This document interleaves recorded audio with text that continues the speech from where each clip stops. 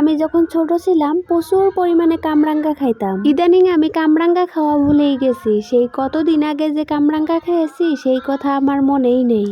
আজকে আপনাদের ভাইয়া কিছু কামরাঙ্গা নিয়ে আসলো, ভাবলাম মাখিয়ে খাই। কামরাঙ্গাগুলো দেখে মনে হচ্ছে অনেক মিষ্টি হবে। কামরাঙ্গাগুলো দেখেই আমার জিভায় পানি চলে এসেছে। আমার মেয়ে বলতেছে, আম্মু আমিও কামরাঙ্গা খাবো। আমি বললাম তুমি একটু এখানে বসো, আমি কামরাঙ্গা মাখিয়ে দেই, এরপর তুমি খাবে। আগে প্রায় সবার বাড়িতেই কামরাঙ্গা গাছ ছিল, তবে এখন আর খুব বেশি কামরাঙ্গা গাছ দেখা যায় না। আমাদের বাড়িতেই একটা কামরাঙ্গা গাছ ছিল বিশাল বড়, সেই গাছের কামরাঙ্গাগুলো ছিল অনেক মিষ্টি। এই কামরাঙ্গাগুলো দেখে মনে হচ্ছে সেই গাছেরই কামরাঙ্গা, দেখতে একদম একই। তবে আমাদের সেই কামরাঙ্গা গাছ অনেক আগেই কেটে ফেলা হয়েছে।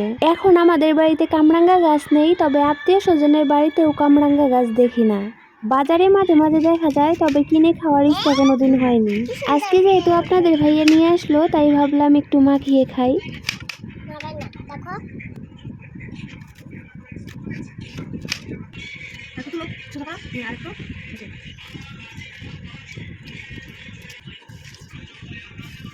কাটার পরে কামরাঙ্গাগুলো দেখতে অনেক সুন্দর লাগতেছে, তাই না? ভাবলাম দুইটা কাঁচামরিচ দিয়ে দেই, একটু ঝাল ঝাল হলে খেতে ভালো লাগবে।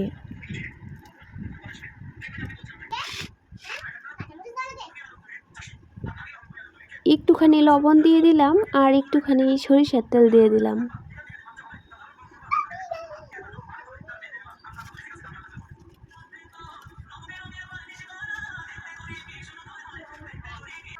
হুমায়রা, কামরাঙ্গা মাখা হয়ে গেছে, আসো। কামরাঙ্গাগুলো দেখতে অনেক সুন্দর, তাই না?